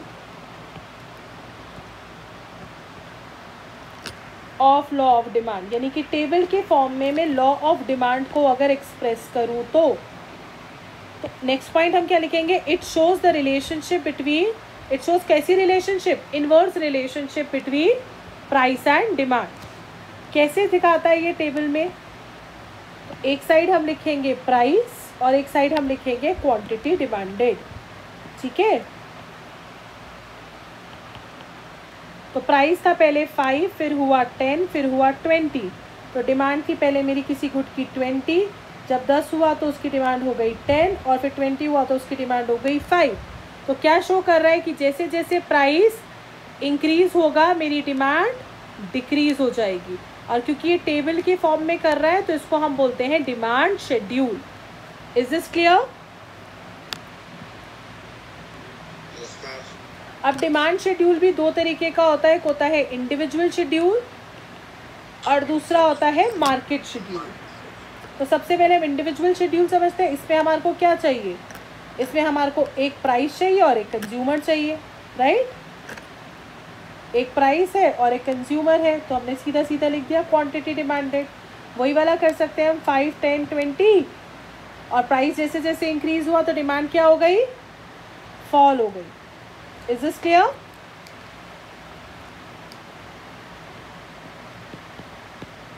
आया यहाँ तक समझ में आपको? Yes ma'am. आपके पास क्वेश्चन आ सकता है, हाइपोथेटिकली आपको बनाना होगा। हाइपोथेटिकली मेकअप, हाइपोथेटिकली मतलब अपनी मर्जी से बनाना है, कोई भी वैल्यूज ले सकते हैं। कई बार आपके पास ऐसा हो सकता है कि आपको प्राइस की वैल्यू दे रखी होगी और आपको डिमांड अपनी मर्जी से लिखनी होगी। तो बस आप इतना याद रखिए कि अगर प्राइस इंक्रीज हो रहा होगा आपका तो आप डिमांड अपनी डिक्रीज कर दीजिएगा। अगर प्राइस डिक्रीज हो रहा होगा, जैसे मान लीजिए मेरा प्राइस यहाँ पर है 10 और फिर 5 और फिर 2, तो मेरी डिमांड क्या हो जाएगी? पहले मान लेते हैं हमारी डिमांड 2 थी, फिर क्या हो गई? 5 हो गई, और फिर क्या हो गई? 10 हो गई। क्योंकि यहाँ पर इस केस में प्राइस डिक्रीज हो गया तो मेरी डिमांड इंक्रीज हो गई, और ऊपर वाले केस में मेरा प्राइस इंक्रीज हो रहा था तो मेरी डिमांड फॉल हो रही थी। Is this clear? Yes ma'am. अब मार्केट डिमांड क्या होता है? Market demand is sum total of individual demand. Market demand is sum total of all individual demand. तो देखिए यहाँ पे हमारा दे रखा है प्राइस, यहाँ है डिमांड फॉर ए, यहाँ है डिमांड फॉर बी। तो मार्केट डिमांड क्या होगी? ए प्लस बी की डिमांड। Is this clear? जैसे प्राइस है 5, 10, 20। ए की डिमांड है क्या? जब 5 था तो उसकी डिमांड थी 20, जब 10 हो गया प्राइस तो उसकी डिमांड हो गई 10, और जब 20 है तो उसकी डिमांड हो गई 5। On the other hand B की डिमांड थी पहले 15, फिर उसकी डिमांड हो गई से 10, और फिर उसकी डिमांड हो गई से सपोज 8. Is this clear? तो मार्केट डिमांड क्या होगी हमारी? जब ₹5 प्राइस 5 था तो market demand was 20 + 15 35. Next case में 20, फिर नेक्स्ट केस में 13. Have you all understood this? तो कुछ नहीं करना है मार्केट डिमांड में, हमने क्या करना है, 2 इंडिविजुअल्स की डिमांड को ऐड कर देना है. Is this clear? यहां तक समझ आ गया आपको? Yes ma'am. जिसको समझ आ गया प्लीज रेज योर हैंड.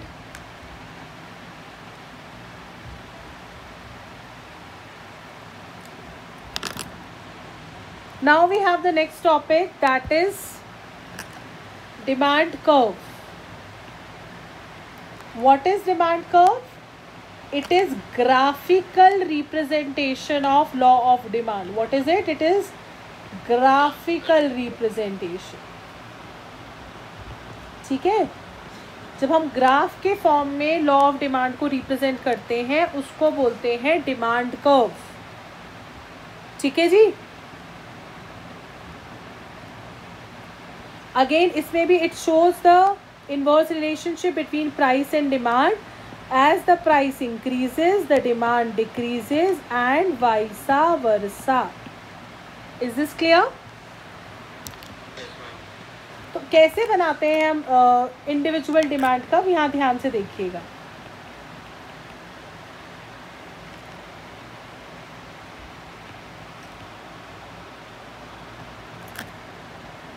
तो सबसे पहले हम लोग बनाएंगे क्या,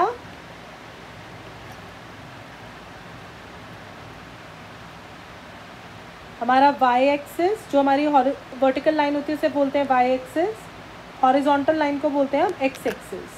ओके, यस मैम. एरोज लगाने हैं आपने इसको. फिर आपने y o मीन्स ओरिजिन और x मेंशन करना है आपने प्रॉपरली. इसको आप बोलेंगे प्राइसेस, प्राइस यहाँ पर लिखना है और यहाँ पर लिखना है क्वांटिटी डिमांडेड. x एक्सिस पे क्या आता है, क्वांटिटी डिमांडेड, और y एक्सिस में आता है हमारा प्राइस. तो उसी शेड्यूल के हिसाब से बनाते हैं. हमारा प्राइस था पहले 5, फिर हुआ कितना 10, और फिर हुआ कितना 20. Is this clear? मेरी डिमांड पहले कितनी थी 20, फिर हुई 10 एंड देन 5. तो मैं इसको कैसे बनाऊंगी, ध्यान से मेरे को समझिएगा. हम लोगों ने 5 का डिफरेंस लेना है सब में. ठीक है, 5, 10, 15, 20. यहाँ पर भी 5, 10, 15, 20 इक्वल डिस्टेंसेस. फाइन.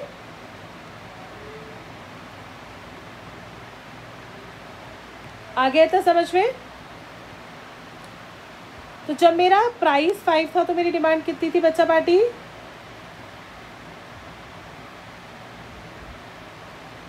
20. जब प्राइस 10 हुआ तो कितनी हो गई डिमांड? 10. इसी वाले शेड्यूल को हम फॉलो कर रहे हैं बच्चों. ओके,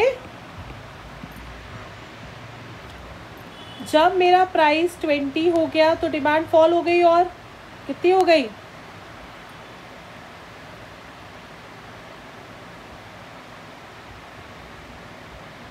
20.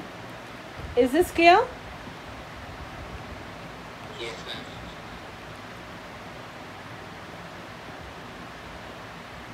यहाँ हम अपने पॉइंटर्स बना लेंगे और इन 3 पॉइंटर्स को हम एक दूसरे से अटैच कर देंगे. स्ट्रेट लाइन कर्व बनेगा. Is this clear? बट ये देखिए कर्व बन रहा है, कर्व इस तरीके से. और ये कैसा कर्व है? ये डाउनवर्ड स्लोपिंग कर्व है. कैसा कर्व है? Downward sloping. Downward sloping curve क्या इंडिकेट करता है? डाउनवर्ड स्लोपिंग कर्व इंडिकेट करता है इनवर्स रिलेशनशिप. यानी कि अगर एक बढ़ेगा तो दूसरा घटेगा, अगर एक घटेगा तो दूसरा बड़ा होगा. If one will increase the other will decrease, if one will decrease the other will increase.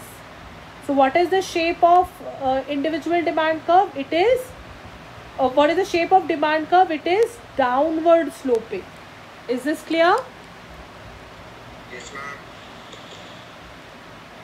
आया सबको समझ में?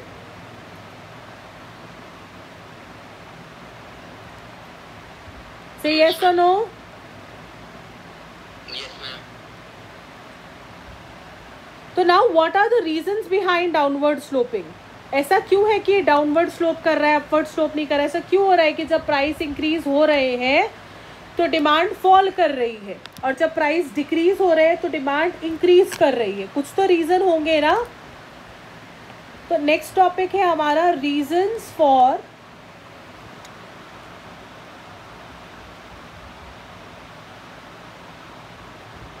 डाउनवर्ड स्लोप ऑफ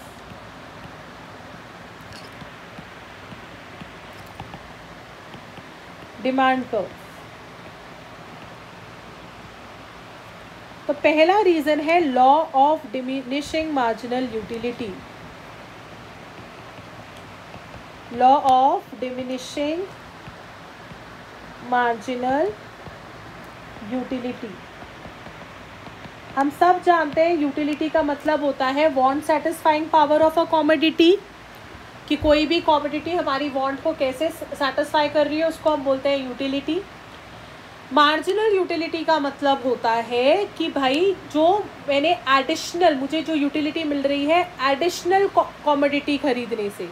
मान लीजिए मैंने एक टी शर्ट खरीदी तो वो मुझे यूटिलिटी मिल रही है. जब मैंने एक और टी शर्ट खरीदी तो वो जो एक और खरीदी उससे मुझे कितना सेटिस्फैक्शन मिल रहा है उसको हम बोलेंगे मार्जिनल यूटिलिटी. इतना समझ आया? Yes, ma'am. अब जो मार्जिनल यूटिलिटी है वो हमेशा डिक्लाइन करती है. डिक्लाइन करती है कैसे? तो मान लेते हैं मैं एक शॉप पे गई, ठीक है, और मैंने एक टी शर्ट खरीदी.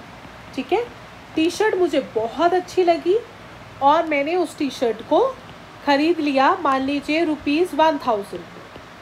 ठीक है, अब ना मुझे वो सेम टी शर्ट खरीदनी, मतलब एक और ऑफ़र आया कि भाई तुम मुझे उसने बोला, कन्विंस करा सेल्स वाले ने कि आप मैम सेम टी शर्ट एक और ख़रीद लीजिए. भाई मैं सेम टी शर्ट क्यों खरीदूँ एक और, मैं तो ऑलरेडी सेटिस्फाइड हूँ.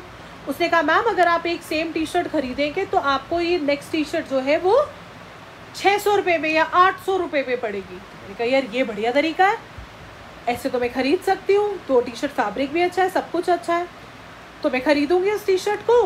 हाँ शायद खरीद लूँगी, लेकिन कब खरीदूंगी? जब उसका प्राइस कम होगा. सिमिलर प्राइस पे तो नहीं खरीदूंगी ना मैं, क्योंकि मैं तो एक से सेटिस्फाइड हूँ. यस और नो? हाँ या ना? Yes, ma'am. है ना? तो जैसे तुम लोगों ने पहला भटूरा खाया, भटूरे छोले खाने थे, पहला भटूरा खाया मज़ा ही आ गया, दूसरा भटूरा खाया मज़ा आया, तीसरा भटूरा खाया हाँ ठीक ही है, चौथा अब तो खाया ही नहीं जा रहा है, ज़बरदस्ती ठूस लिया, कुछ मज़ा नहीं आया, बेकार ही लग रहा है, पांचवा उल्टी कर दी, खाया ही नहीं जा रहा है. अब आ गई बात समझ में? तो मार्जिनल यूटिलिटी, जैसे जैसे हम कंजम्पशन और करते रहते हैं हमारी मार्जिनल यूटिलिटी क्या हो जाती है? डिक्लाइन हो जाती है. क्या हो जाती है? Decline. तो कोई भी रैशनल कंज्यूमर होगा वो क्या करेगा? वो उतना ही पे करेगा किसी भी कमोडिटी का प्राइस जितना उसको उससे यूटिलिटी मिल रही होगी. जब उसे पता है कि मैं जो भी एडिशनल कंजम्पशन करूँगा उससे मुझे कम यूटिलिटी मिलेगी, तो वो उस चीज़ के लिए कम ही प्राइस देना प्रेफर करेगा. ये बात तुम्हारे रेडी वाले चाउमीन वाले को अच्छे से पता है, तभी तो वो कह रहा है हाफ चाउमीन 40 की और फुल चाउमीन 50 की. ऐसा क्यों? क्योंकि उसे पता है law of diminishing marginal utility operate कर रहा है. अगर मैंने इसको फुल वाली प्लेट जो है 80 की बेची तो ये नहीं खरीदेगा, इसे डिस्काउंट देना पड़ेगा यहाँ पर, तभी मेरा ज़्यादा सामान बिकेगा. Is this clear? Yes, ma'am. So what? How do you explain law of diminishing marginal utility? You will say, right? that with you can write that law of marginal utility states that with the consumption of additional unit of a commodity, the utility derived from it will decline, and a rational consumer pays the price of any commodity in respect to the utility he derives from them. Therefore, he will prefer to buy additional commodity only at a lesser price. Is this clear? Yes, ma'am. Next is income effect. क्या है ये? Income effect. अब इस income effect का जो हमने factor influencing में income पढ़ा था उससे कोई लेना देना नहीं है. यहाँ पर हम बात करने वाले हैं रियल इनकम की. किसकी बात कर रहे हैं हम? Income. रियल इनकम का मतलब होता है परचेजिंग पावर. क्या मतलब होता है रियल इनकम का? Purchasing power. इसका मतलब क्या हुआ? इसका मतलब ये हुआ, देखो मेरे पास ना 100 रुपीज़ है, यही है जो है, ठीक है. मैं मार्केट गई और वहाँ पर जो टमाटो थे वो कितने रुपीज़ पर केजी थे? टमाटोज थे 100 रुपीज़ पर केजी. आजकल टमाटर बड़ा महंगा हो गया था, तो बताओ मैं कितना टमाटर खरीद पाई होंगी 100 रुपये में?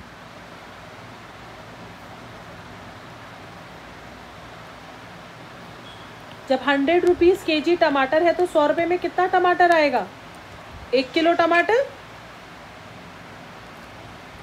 अब टमाटर हो गए 50 रुपीज़ पर केजी, तो मैं कितना टमाटर खरीद पाऊंगी 100 रुपये में?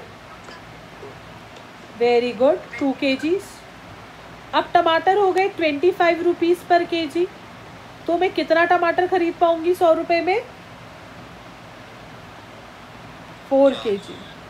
आ गई बात समझ में? तो क्या हुआ, मेरे पास तो पहले भी 100 रुपये थे, अभी भी 100 रुपये है, लेकिन जब किसी भी चीज़ का प्राइस कम होता है तो कंज्यूमर की परचेजिंग पावर क्या हो जाती है? इंक्रीज हो जाती है. जब मेरी परचेजिंग पावर इंक्रीज होगी तो ऑटोमेटिकली मेरी डिमांड जो है वो क्या हो जाएगी? इंक्रीज होगी. तो जैसे ही प्राइस फॉल हुआ, जहाँ पर मैं 1 किलो टमाटर खरीद पा रही थी 100 रुपये में, अब मैं 4 किलो खरीद पा रही हूँ. Is this clear? Yes, ma'am. इसको हम बोलते हैं income effect. So change in demand due to the change in the consumer's real income. यहाँ पे रियल इनकम समझना है. All right. So as what is real income? Purchasing power. All right. So when the price of a commodity falls the real income increases. Purchasing power क्या हो गई? Increase हो गई. मैं ज़्यादा टमाटर खरीद पा रही हूँ. On the other hand, when the price rises, the real income falls. Is this clear to everyone? सबको Yes, ma'am. समझ आया? Please raise your hand.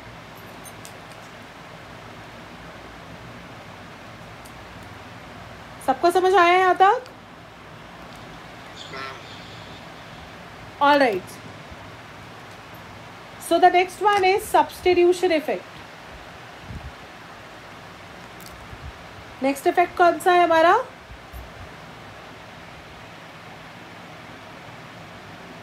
Substitution effect. Substitution effect. All right. Yes. So what is substitution effect? What does it states? कि भाई substitute goods हमने पढ़े हैं ना अच्छे से? कोई बता सकता है मुझे सब्स्टिट्यूट गुड्स कौन से गुड्स होते हैं? एग्जाम्पल दे सकता है सब्स्टिट्यूट गुड्स का?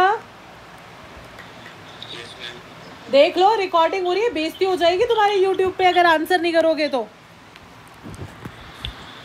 Yes, ma'am. मैं कोई एडिट भी नहीं करने वाली हूँ. Coca-Cola और Pepsi. देखो ये देखो, कोई होशियार बच्चा बोला जिसने तुम्हारी इज्जत बचा ली. जैसे कि कोका कोला और पेप्सी. Pepsi. राइट. तो सब्स्टिट्यूशन इफेक्ट क्या कहता है? सब्स्टिट्यूशन इफेक्ट कहता है कि भाई जब एक गुड का प्राइस क्या हो जाएगा? इंक्रीज हो जाएगा, है ना? तो दूसरे की डिमांड ऑटोमेटिकली क्या हो जाएगी? फॉल हो जाएगी. Decrease. Is this clear till here? Yes, ma'am. क्योंकि consumer will be interested in buying that good more than this one. Is this clear? Yes, ma'am. Is this clear? So substitution effect means that the consumer is willing to substitute the cheaper good for the relatively costlier one. Is this clear? अगर Yes, Coke ma'am. का price increase हो जाएगा, ठीक है, और Pepsi के price में कोई चेंज नहीं रहता है, तो पेप्सी की डिमांड इंक्रीज हो जाएगी.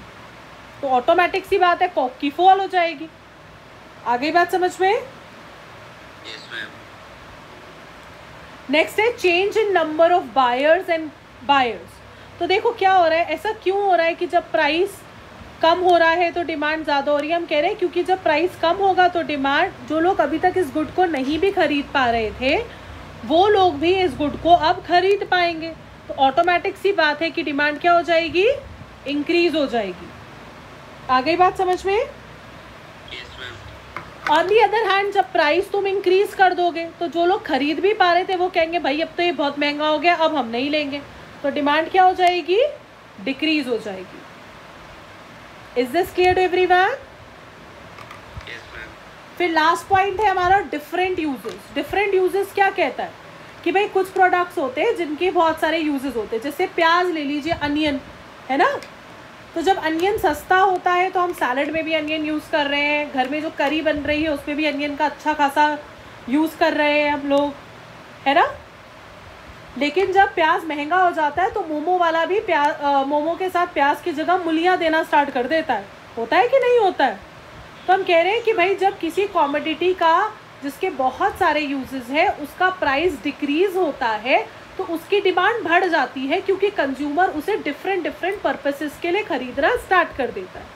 ऑन दी अदर हैंड जब उसी कॉमोडिटी का प्राइस जो है इंक्रीज हो जाता है तो वो उसे सिर्फ एसेंशियल पर्पसेस के लिए ही खरीदेगा, तो देयरफॉर उसकी डिमांड कम हो जाएगी. यहाँ तक समझ आ गया?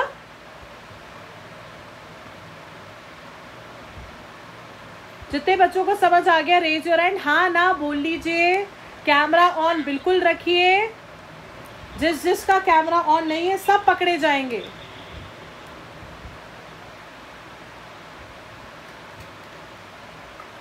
जसमीत मुझे आप दिखाई नहीं दे रहे हो.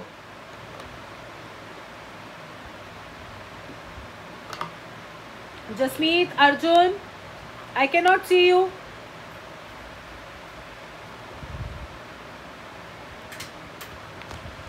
चलिए इस चैप्टर के लास्ट टॉपिक पे चलते हैं. जिसका कैमरा ऑन है उसको बहुत मज़े से समझ आने वाला है ये टॉपिक, ठीक है.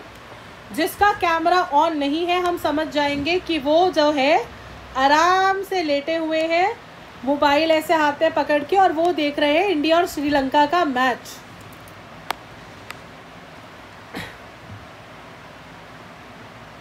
ओके जी, तो लास्ट हमारा टॉपिक है, कौन सा टॉपिक है हमारा? Changes in demand. क्या है topic? Changes in demand. And this is a very important topic, very easy topic. अगर आपका यहाँ तक का कॉन्सेप्ट क्लियर है तो देखिए, दो तरीके के चेंजेस होते हैं. एक होता है शिफ्ट इन डिमांड कर्व. क्या होता है? Shift in demand curve.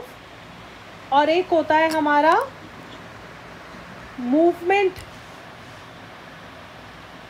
Along the demand curve. क्या होता है? शिफ्ट इन डिमांड कर्व, और एक होता है movement along the demand curve.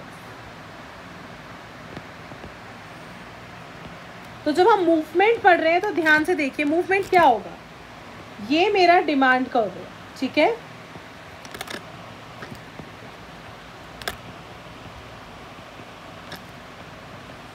ठीक है, तो अब देखिए जब मेरा प्राइस यहाँ पर था, इसे हमने P ले लिया, ये है P1, ये है P2, ठीक है. इसी तरीके से Q1 and this one is Q2. ये मेरा इनिशियल प्राइस था, ये मेरा P था, तो मेरी डिमांड ये थी, ठीक है. अब मेरा प्राइस जो है वो डिक्रीज हो गया. क्या हो गया? तो मेरा डिमांड क्या हो जाएगा? डिमांड क्या हो जाएगा, फॉल हो जाएगा, करेक्ट है। Yes, ma'am. अगर मेरा प्राइस सॉरी अगर मेरा प्राइस अगर मेरा प्राइस फॉल हो गया, यानी कि मेरा प्राइस P1 हो गया, तो मेरा डिमांड क्या हो जाएगा, मेरा डिमांड जो है वो इंक्रीज हो जाएगा। क्या हो जाएगा, Increase. इंक्रीज हो जाएगा। ऑन दी अदर हैंड अगर मेरा प्राइस इंक्रीज हो गया, क्या हो गया, तो डिमांड क्या हो जाएगा, फॉल हो जाएगा। तो मैं क्या देख रही हूँ, ये जो मेरा फॉल या फिर राइज हो रहा है प्राइस में, वो किसकी वजह से हो रहा है, वो डिमांड में जो फॉल और राइज हो रहा है वो किसकी वजह से हो रहा है, प्राइस की वजह से हो रहा है। किसकी वजह से हो रहा है, प्राइस के चेंज होने की वजह से हो रहा है। तो इसको हम बोलते हैं movement along the demand curve. Price ऊपर जा रहा है या प्राइस नीचे आ रहा है, प्राइस नीचे आ रहा है या फिर प्राइस ऊपर जा रहा है। तो ये मूवमेंट हो रही है ना, अपवर्ड मूवमेंट हो रही है या फिर डाउनवर्ड मूवमेंट हो रही है डिमांड कर्व में, करेक्ट है कि नहीं है। Yes, ma'am. इसको हम बोलते हैं movement along the demand curve. क्या बोलते हैं, movement along the demand curve. तो what is the definition, when the price of a commodity increases और decreases due to price, due to change in price, it is refer to as movement along the demand curve. इतना समझ आया। Yes, ma'am. अब ये जो movement होती है वो दो तरीके की होती है। एक होती है एक्सटेंशन, जिसको हम एक्सपेंशन भी बोल सकते हैं।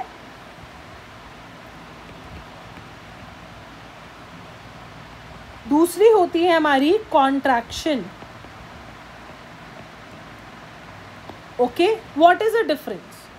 हम कह रहे हैं when the price extension of when the demand of a commodity when the demand of a commodity increases due to fall in its price, it is called as extension in demand curve। क्या है ये, extension. देखिए ये demand curve है, पहले price ये था और डिमांड ये थी, ठीक है। अब मैं कह रही हूँ प्राइस फॉल हो गया, प्राइस P1 हो गया, इज दिस क्लियर। और मेरी डिमांड जो है उस कॉमोडिटी के लिए क्या हो गई है, इंक्रीज हो गई है। क्या हो गई है, इंक्रीज हो गई है। तो इसको हम क्या बोलेंगे, एक्सटेंशन, क्योंकि ये प्राइस की वजह से डिमांड इंक्रीज हुई है। प्राइस फॉल हुआ तो डिमांड इंक्रीज हुई है, इसको हम क्या बोलेंगे, एक्सटेंशन इन डिमांड। अब इसमें आप मूवमेंट बताइए मुझे, डाउनवर्ड मूवमेंट है कि अपवर्ड मूवमेंट है। इसमें है डाउनवर्ड मूवमेंट। डाउनवर्ड मूवमेंट सिखाई थी ना आपको कि अगर एक इंक्रीज होगा तो दूसरा डिक्रीज होगा, अगर एक डिक्रीज होगा तो दूसरा इंक्रीज होगा। ये कैसी मूवमेंट है, डाउनवर्ड मूवमेंट। तो in the extension of demand which movement do we see, downward movement. Is this clear, क्योंकि ये क्या हुआ, मेरा डिमांड कर्व नीचे की तरफ बढ़ा। Is this clear. फिर होता है कॉन्ट्रैक्शन। कॉन्ट्रैक्शन का मतलब होता है when the demand decreases due to increase in price, it is called as contraction. It is called as contraction. Again हम डिमांड कर्व पे देखते हैं, ये P था तो डिमांड मेरी Q थी, अब प्राइस बढ़ गया, P2 हो गया तो मेरी डिमांड फॉल हो गई। इज दिस क्लियर टिल है। और मेरा डिमांड कर्व ऊपर की तरफ शिफ्ट हो गया, तो क्या है ये, अपवर्ड मूवमेंट। कैसी मूवमेंट हो रही है, अपवर्ड मूवमेंट। डिफरेंस आएंगे तो तुम्हें पता होना चाहिए ना भाई कि एक्सटेंशन का मतलब होता है when the demand of a commodity increases due to fall in price. Contraction means when the demand of a commodity decreases due to increase in price. Extension shows downward movement, contraction shows upward movement of demand curve. Is this clear? हाँ ना, कुछ तो बोलिए। Yes, ma'am.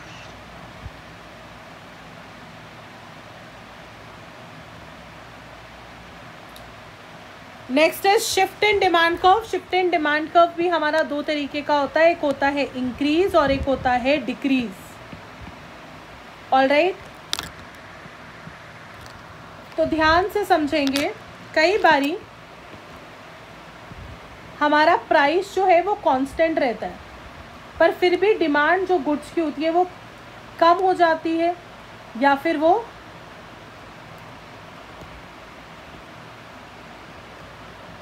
बढ़ जाती है। Right, price constant है लेकिन फिर भी डिमांड जो है वो गुड्स की क्या हो गई है। पहले मान लीजिए ये था हमारा डिमांड कर्व डी, अब D1 हो गया, यानी कि प्राइस जो उसकी डिमांड है वो कम हो गई। या फिर हमारा D2 हो गया, यानी कि डिमांड क्या हो गई, इंक्रीज हो गई, पर प्राइस तो कांस्टेंट है। फिर ये डिमांड इंक्रीज या डिक्रीज क्यों हो रही है? ये हो रही है बिकॉज ऑफ अदर फैक्टर, क्योंकि प्राइस सिर्फ एक फैक्टर है जो डिमांड को इफेक्ट करता है। अगर डिमांड किसी भी चीज़ की इंक्रीज या डिक्रीज होती है बिकॉज ऑफ अदर फैक्टर्स, और अदर फैक्टर्स हमें पता है क्या होते हैं, प्राइस को छोड़ के बाकी जितने भी फैक्टर्स होते हैं, जैसे कि इनकम है, राइट, टेस्ट एंड प्रेफरेंसेस है, फ्यूचर एक्सपेक्टेशंस है, ये सब होते हैं अदर फैक्टर्स। तो अगर इनकी वजह से कोई भी चेंजेस आते हैं डिमांड में, अगर वो इंक्रीज हो रही है तो हम उसे बोलेंगे इंक्रीज, और डिक्रीज हो रही है तो हम उसे बोलेंगे decrease. So what is increase and decrease? So when the demand of a commodity increases due to factors other than price, उसको, और अदर फैक्टर्स क्या हो गए, income of the consumer, price of related goods, taste in preferences, future expectation, तो उसको हम बोलेंगे increase in demand. और अगर डिमांड डिक्रीज हो जाती है because of factors other then the price, तो उसको हम बोलेंगे डिक्रीज इन डिमांड। अब अगर आप शिफ्ट देखें इसमें, तो in case of increase in demand हम देखते हैं कैसा शिफ्ट है, लिख लीजिएगा। In case of increase in demand there is a rightward shift, और डिक्रीज इन डिमांड होती है तो कैसा शिफ्ट होता है, लेफ्टवर्ड शिफ्ट होता है। क्वेश्चन कैसे आ सकता है? क्वेश्चन आपका आ सकता है rightward, leftward, upward, downward shift में, और पहचान कौन, और उसके सिवा आ सकता है difference between extension and increase in demand. तो एक्सटेंशन क्या है, डिमांड इंक्रीज हो रही है, इंक्रीज में भी इंक्रीज हो रही है, पर रीज़न अलग अलग है। अगर एक्सटेंशन है तो प्राइस डिक्रीज हुआ था इसीलिए इंक्रीज हुई थी, और अगर ये इंक्रीज है तो it increase due to other factors. Difference increase या डिक्रीज में भी आ सकता है, एक्सटेंशन कॉन्ट्रैक्शन में भी आ सकता है, कॉन्ट्रैक्शन डिक्रीज में भी आ सकता है, shift in demand curve and movement along in demand curve में भी आ सकता है, और ऐसे भी आ सकता है। मान लीजिए आपको क्वेश्चन दे दिया कि जो से सपोज किसी कमोडिटी एक्स है, उसकी डिमांड जो है इंक्रीज कर गई because of fall in the price of its substitute। तो इसमें डिमांड कर्व कैसे इफेक्ट हो रहा है? तो हमें पता है कि भैया प्राइस इंक्रीज हुआ है because of fall in price of its substitute good. तो ये ऑफकोर्स प्राइस की वजह से नहीं हुआ है, प्राइस कांस्टेंट रहेगा। डिमांड पहले Q थी, फिर उसके बाद Q1 हो गई। तो यहाँ पे हम शो कर रहे हैं कौन सा कॉन्सेप्ट, इंक्रीज इन डिमांड का। अगर वो प्राइस इंक्रीज होता बिकॉज ऑफ अगर वो डिमांड इंक्रीज होती because of increase in price, तो हम बोलते हैं कि ये एक्सटेंशन यानी कि मूवमेंट का कॉन्सेप्ट है। Is this clear? यहां तक समझ आ गया आपको?